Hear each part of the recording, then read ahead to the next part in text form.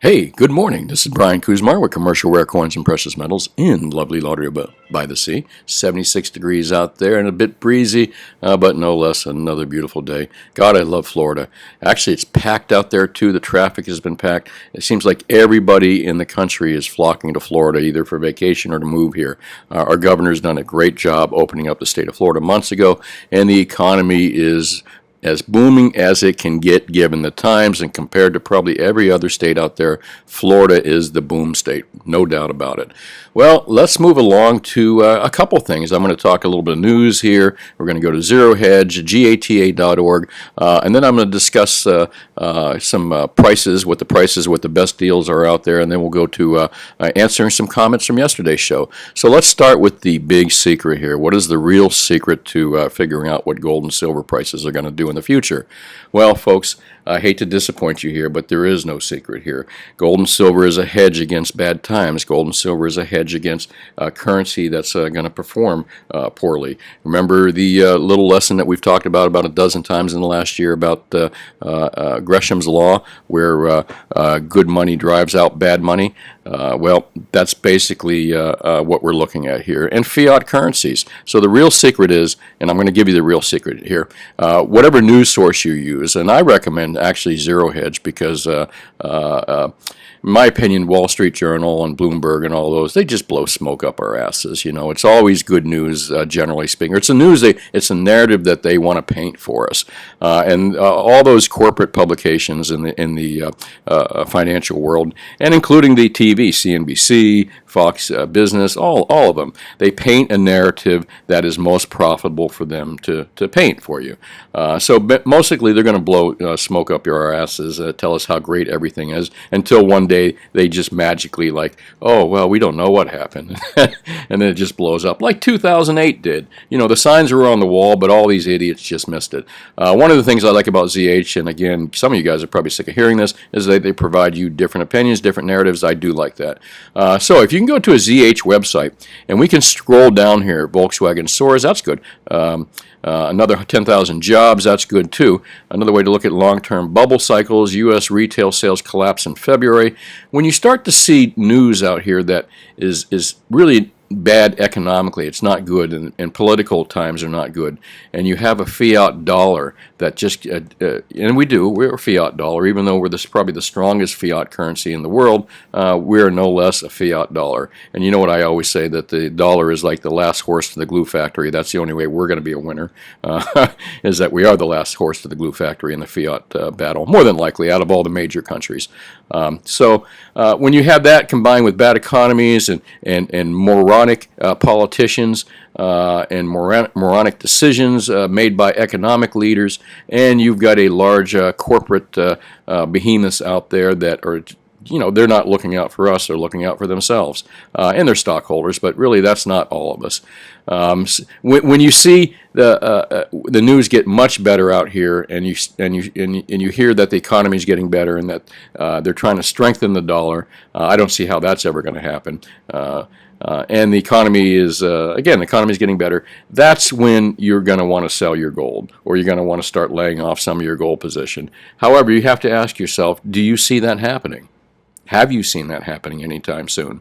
I don't. I really don't. First off, the U.S. dollar is just in a continual decline since it became a fiat currency in 1972 when we came off the gold standard. So I don't see anything changing as far as gold and silver prices continuing to go up over the long term versus the dollar, which is in a continual decline. So as long as the dollar, the fiat currency, is in a continuing decline, and the economic scene does not look good out there, and the political scene doesn't look good out there, these are great environments for gold and silver. And when I say gold and silver, I don't mean the paper shit they try to pass off to you as real gold and silver through ETFs or through COMEX contracts, and through regular financial instruments that these big corporations give you. That's not real gold or silver, folks. That's just fake paper shit. When we fell for that, I don't know. When the whole financial world, when the whole world actually started believing in things that don't exist, well, I don't want to say cryptocurrencies, but fiat currencies, things that are backed by nothing, that don't really exist. That includes ETFs, gold, silver, platinum, any ETF that's not backed by anything. But it seems to be really prevalent in the silver and gold business. No less. Until you see things get better, until you see a dollar that is going to get changed, if the government came out and said we're going to back the U.S. dollar with gold, oh my God, I probably would be, I don't know if right away, I'd have to really look into that, but at some point you'd have to say, well, that's really strengthening the U.S. dollar, and that'll strengthen the economy overall in the long term as well, which is not good for gold and silver. But do you see them saying that anytime soon? I do not. I don't see that at all. In fact, I just see things getting worse over time. So that's just my opinion, and that is the secret of buying gold and silver and precious metals, in my opinion, is economy. It's really simple, folks. If the economy looks like it's going to really get better, and your dollar in your pocket, or your Canadian whatever, or your peso is buying more and is going to continue to buy more, and it looks like the currency is good, then you get rid of your metals. But if that's not the case, gold and silver is a great place to be. And again, my opinion.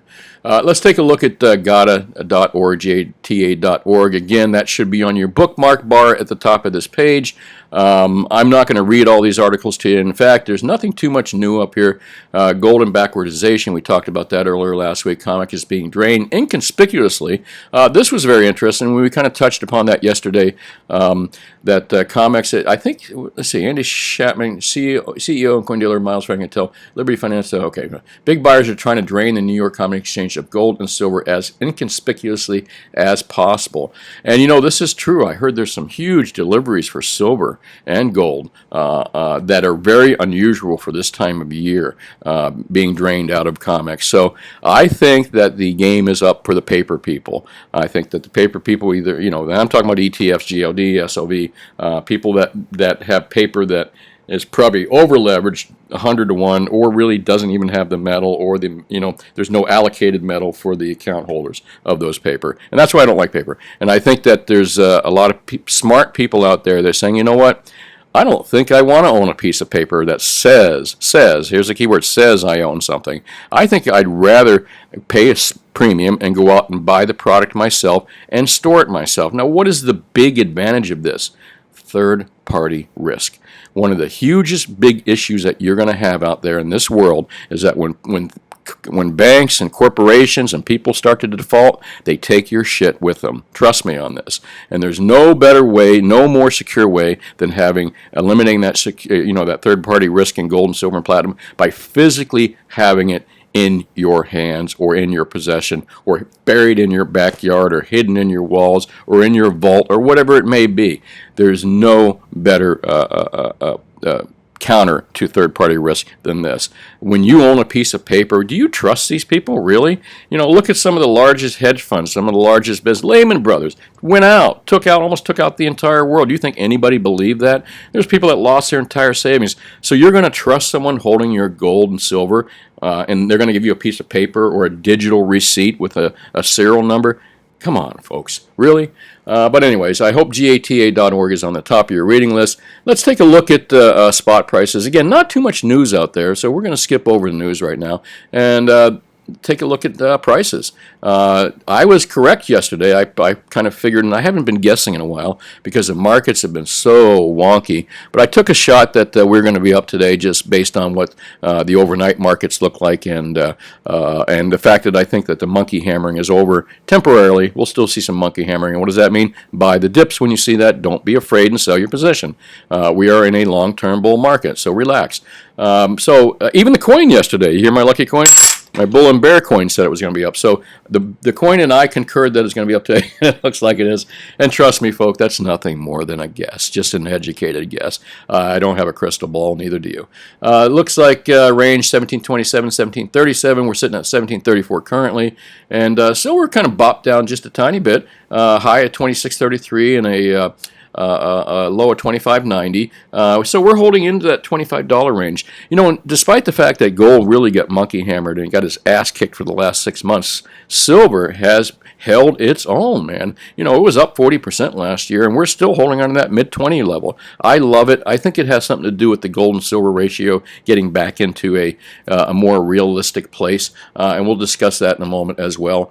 Let's take a look at platinum, 1210 up over that 12 mark. Remember, we saw it at 1300 a month ago or so, like that. So I think we're doing well here. I don't think we're going to see any. I think that the people that did the monkey hammering for the last several months and the last couple of weeks particularly are kind of out of ammunition temporarily. However, never underestimate banks and the Fed, who have unlimited abilities to just print money out of thin air. You know, a lot of people, including Peter Schiff, who got in a lot of trouble for saying that the market was going to collapse at a specific time and that gold and silver were going to take off at a specific time. Peter was right in all his fundamentals for years and years. He's absolutely correct. He's still correct. But I think what happened is Peter Schiff at the time, and he got called out on CNN and CNBC, and a bunch of people that don't know Peter Schiff, that just are haters or idiots. But Peter, even a broken clock is right twice a day. No, Peter was right. He just made a mistake of underestimating the Fed and underestimating bankers and people that can print money endlessly. You can't underestimate these people. But I'm telling you, in my opinion, they're close to out of ammo, especially if they start to lower interest rates again. And I think that's a possibility as well. Let's take a look at that silver to gold ratio that we've been talking about. I love macro trend charts. By the way, you know, you should put macro trend charts on your bookmark bar as well. Well, maybe not because they have so many charts, but look at this. This is pretty cool. They have a recession scale here. If I turn that on and off, you can see all the different recessions and how that lines up with the gold to silver ratio. And this is, again, a 100-year historical chart. We are currently, let's take a look at right here. This is 1980. This is when gold was... gold and silver were almost at their peaks right there. That was the height of the mark, 79 and 80. And if you look at the gold and silver ratio is down to that 30 to 1 mark. And what is this one right over here too? Same thing here. If you look at during our big bull markets when we were in bubblicious territory, look at how low that gold to silver ratio mark is. There's another tell. If you see that gold to silver ratio get down to 30 to 1, 20 to 1, then or 40 to 1, 30 to 1, then I think we're getting up into bubble territory with precious metals. Look at that, 18 to 1. That's just amazing. But no less, let's see where we're at right now. And see my cursor right here, the little arrow? I'm going to draw a line kind of straight through the middle of these things and say, you know, somewhere in this range is the average of where the gold to silver ratio has been since, the 1970s. Let's just go back to when Nixon took us off the gold standard, back this area. So from here to here, well, it was a much lower ratio, but when we get up into the 1980s, the ratio seems to be in that 60 to 1, 60, you know, right in that area, 60 to 70 to 1. Currently, it looks like we're at 65 to 1. And if you remember last year, we were as high as 120 to 1, which is kind of weird. That's when the market took off again. So pretty cool chart. Again, you should be checking out macro trends charts. I think one of the things I want to do is not show you how to do this. I want to teach you how to do it yourself, so you're less reliant on other people to come up with ideas and prices. And, you know, hey, listen, sometimes I guarantee you that some of you folks out there that follow gold and silver and have been doing it for a year or so or watching my shows are way smarter than the commentary, the people that comment on gold and silver on MSNBC, or I'm sorry, CNBC, Bloomberg, and I'm telling you, I watch some of these gold and silver so-called experts on television, and I read them in the Wall Street Journal. They are morons, folks. Some of them are really, I don't know where they get their information or data, but anyways, I won't go there. I'm just saying that you can be a lot smarter than the average bear if you take the time to learn little things yourself. Let's move over to, here's the prices, 100-year gold price historical chart. And again, I love this chart. It has a lot of different things you can do here. Show recessions. I can turn the recessions on or off. And coincidentally, you know, a lot of these recessions coincide before or nearly after big rises in the gold and silver prices. And look at that. It almost looks like a head and shoulders or something. Maybe we're up for another head here. Probably. That's kind of what it looks like on a long-term chart. But again, I'm just starting to learn charts myself and how to read them more accurately. Show recessions, log scale. You can turn the log scale off. Inflation adjusted is another really cool feature on this chart. I'm going to turn that on and off and take a look at that. If we don't adjust for inflation, look at the chart. for gold based on when we came off the gold standard. Ready? Coincidentally, look, and it is a big difference. If you adjust for inflation, you're allowing them to change the value of the dollar to make adjustments for what gold should be. I don't know. It's kind of confusing. But here's the real deal. Here's what gold and silver really looks like. Non-inflation adjusted chart. Look, when we went off the gold standard, here's our gold-backed currencies all the way through the 40s, 50s, 60s, 70s, and then Nixon took us off the gold standard. Don't think this chart's any coincidence, folks.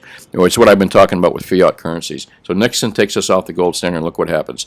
Boom, on a non-inflated chart. Anyway, there's all kinds of cool stuff here. Even being able to look at the chart by president, that is pretty cool. By Fed chair, by recession. Awesome charts with macro trends. Really love them. Well, let's move along to, I don't want to make this too long today, but let's move along to yesterday's video, I Told You So. And a little brash, I got to admit, a little brash thumbnail, but I got to attract attention to some new viewers and stuff. And, you know, I certainly not want to use in clickbait, so every time I use something that I think is attractive and maybe a little bit clickbaitish, I try to explain why. And I did that yesterday. I was telling you why I felt that I told you to hang on to your gold and silver, and that a lot of people were saying, oh no, it's over, precious metals are going to get hammered by higher treasury rates. People were freaking out about it. So that's kind of was my retort yesterday. I told you so. Let's take a look at questions. Terrible name for a video. Oh, thanks, Jerry. No problem. I appreciate that. That's a great start to our relationship. No less, thanks for watching, Jerry. I really appreciate it. And I'll pick, you know, I'm trying to avoid those names. But remember, I am also trying to gather an audience as well. Manvo, like your frankness, but don't think it goes well with others. Well, thank you, frankly speaking, sir. So I appreciate you watching as well. Lindell Joseph, #1. Boy, I'm such a YouTube newbie that I didn't know what 1 was. People kept saying 1 for a while. I'm thinking, well, okay, he's got a big ego. He's #1. So it turns out that's #1, first one to see the video or click in comments. King Toba, hey, nice that you're watching. Prepper Days.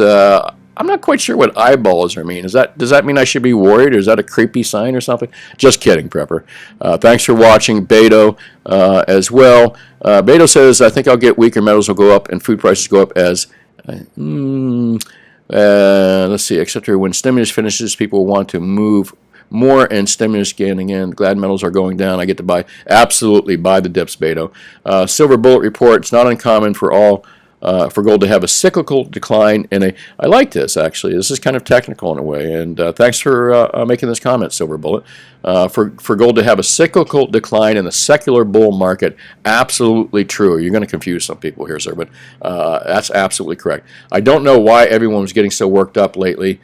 Well, the reason, Silver Bullet, is because, you know, there's a lot of people that the amount of money they're spending in precious metals, it's a lot to them. It's a lot of money to them. $1,000 may not be a lot to some people, but to others it's a lot, or 10,000 or whatever. It's all kind of relative. So when someone's putting their hard-earned money into something and they respect money enough to invest it, when they see these down markets and they're new in this gold and silver stuff, that's why they get nervous, and that's why my reports get longer and longer and longer when silver and gold were going down. I was trying to explain to a lot of people, relax. We're in this is a fiat-driven world we're in. But anyways, we experienced the exact same thing in 2008 after the gold broke its previous nominal high, 1980. So you were there. Nice, sir. I've been in this doing this myself. I was in the 1980 market as well with my father. I learned a lot back then as well. In 2008, absolutely true. And then shot up for an even stronger second leg. This is correct, but if you remember in 2008, gold and silver got the crap kicked out of it too. The same week that all the equities and housing and everything got kicked, so did gold and silver. But we couldn't find any. Excuse me, I take a drink here. A little coffee, got a little bug in my throat here. But we couldn't find any gold and silver. And premiums were high like they are right now. There are some similarities, kind of weird, actually, the similarities. But thanks for watching Silver Bullet Report, and I really appreciate your comment there. Very astute. Justin, your girl, buy and hold your silver and gold. I agree. Michael Rodriguez, just a thought. Cryptocurrency could be used to get people used to a cashless society that is coming. I I don't mean to be conspiratorial. However, I agree with that. I really do.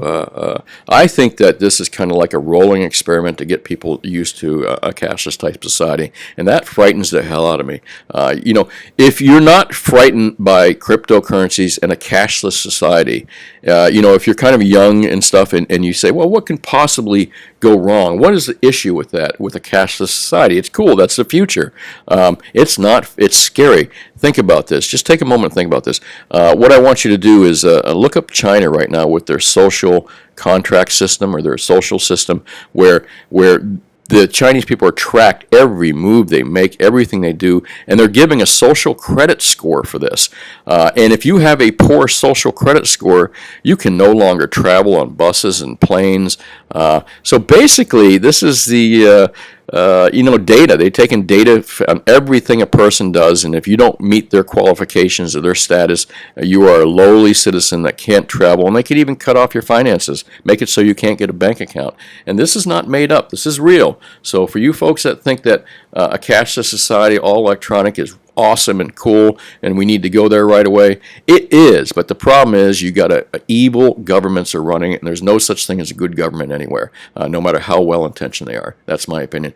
Hey Robert, what's up? Perhaps on Thursday you can talk about the effects of precious metals from the FOMC 2-day meeting. I guess I'm going to kind of look into that a little bit. The only thing is, it's just so complicated, and they make it complicated to bore the hell out of us. And anyways, hey, I might do that. Thanks for mentioning that. John, nice to see you. Many smart people are kind of weird, don't you think? Well, yeah, I am the epitome of weirdness myself, and I suspect you are, because I bet you're a smart man, John. Hey, thanks for watching. John Sanford, spreads. What are the current typical spreads between buy and sell and retail transactions by major type? For example, gold and silver eagles, generic silver. I did the show on that the other day, John, actually. The retail transactions, typical spreads between buy and sell retail transactions. I didn't do the retail transactions because everyone has different retail prices. If you go to one online seller or one local dealer, his retail price may be spot plus 3, another may be spot plus 5. So what I did do in the show the other day, and if you go back and look at a show from a few days ago, is I talked about the wholesale spreads. Now, what retail spreads would be anything over and under that. But again, I can't tell you what other guys charge. I like to make $1 an ounce on silver on small quantities, and $45 an ounce on gold on small quantities. The larger the quantity, the less I'll take less money for my profit end of it. John says I buy 100 ounces at a time. I can't buy it every dip. Well, that's okay, John. Just buy the dips when you can, and when you can't, just blow through them. They'll go by. There will be a crash, not so soon. My portfolio. Lucky winner when the spot prices are dipping, the premiums are still staying the same and everything going higher. Should have bought 2 years ago. Well, I'm not going to argue with your 2 years ago. That's for sure, lucky winner. You probably should have bought 2 years ago, but you didn't. And relax. Don't beat yourself up over it. Premiums are still high. Well, I don't know if I'm going to say the premiums are high or the paper prices are too low. Yeah, let that sink in for a sec. Thanks for watching, Lucky Winner. Psycho Killer, nice to see you posting. Together, China and India account for 40% of the world population, so if they both have outlawed cryptocurrencies, then that dims the room for crypto, especially given the central bankers want China as the next superpower. I can't see... again, what I was just talking about, cryptocurrencies, I think what's going to happen at some point is that they're going to heavily regulate it and take it over, and that's my opinion. John, nice to see you post. I guess I answered a couple years. I can't answer everyone. Sorry, John. My issue with Bitcoin is that it's so volatile, and I can't argue with that. That's what prevents it from being used as everyday money, and that's what will continue to prevent it from being used as everyday money. Now, what I do see it as is a very smart, like a money market. That's kind of cool that crypto would be like a place where, when everything else is crap and you wanted to park your money somewhere for a little bit and everybody else was feeling like that, you could all park it in one place and all your money would go up. Interesting thought. Hollywood, yes. A lot of us are hoping for new undocumented currency to trade amongst each other for goods and services. How about the two oldest ones, gold and silver? Those are, but they're documented, Hollywood. Our government, our central bank, and our government supposedly owns gold in Fort Knox. Geez, and when's the last time anyone talked about Fort Knox? So I got all the questions there. I don't want to make the report too long. I'm going to move along, and happy to answer comments as long as I can. But I think when my shows start getting a little more view here, it's going to be a little harder for me to answer them all and not make it an hour long. Let's take a look at APMEX prices. I also look at here is my credo in my store. In our retail store, we advertise that we will beat APMEX, SD Bullion, JM Bullion, which I consider the three majors out there, and they're respectable companies. There's nothing wrong with them. I'm just being aggressive in my advertising and aggressive in my business, and I will beat their prices, all three of them, if I have the product in stock or I have the product availability. And it's never really been an issue. I just make a bigger deal out of it now because it's good for business. People want to know that you're competitive, and I am.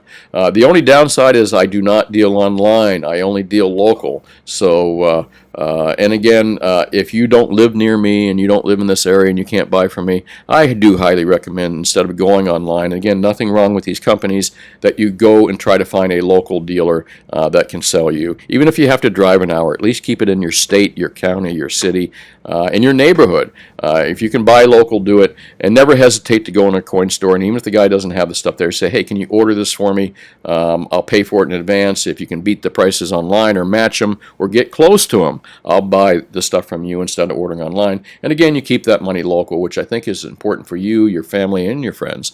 Let's take a look at prices out there. The spot price is still being around, what did I say they were here? Last gold price I looked. Let's do a little update here too. Let's see what that is. By the way, this is a subscription service, CCE. I love them. I've been with them for many, many, many years.